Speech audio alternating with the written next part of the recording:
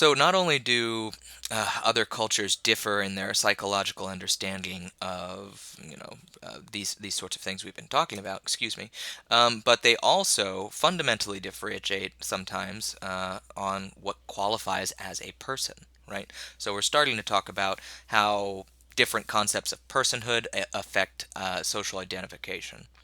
So, what rights and obligations follow from the qualification of you are a person and you are not a person? And here's some examples that we've actually had in our own society. So we've had the Three-Fifths Compromise in 1787, when slaves became free people.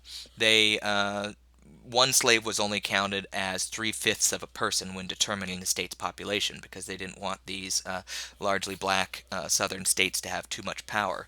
But in this way, we're starting to show that even though our concept today of person, we would certainly give most people this idea of personhood. It hasn't always been that way in the United States. Don't worry about this in bed or on the bed example. I'm going to go ahead and skip that. But when does a fetus become a person is a question of personhood that we are currently having in the U.S. So this is the abortion debate. Does a person become a person and mean that you cannot harm them and have certain legal rights at the moment of birth, at the moment of conception, at the moment heartbeat is detectable, or maybe when that person is able to start feeling pain? And everybody has a little bit of a different opinion on this, and it's an interesting debate, right? So societies and cultures differ broadly on the concept of person. And maybe you can think of some other examples.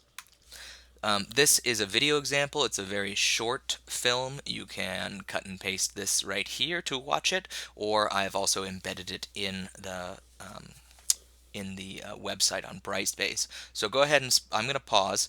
Go ahead and watch that. It's only 7 or 8 minutes, and pay attention to the different ways that Japanese people think of and differ on their concept of what constitutes a person.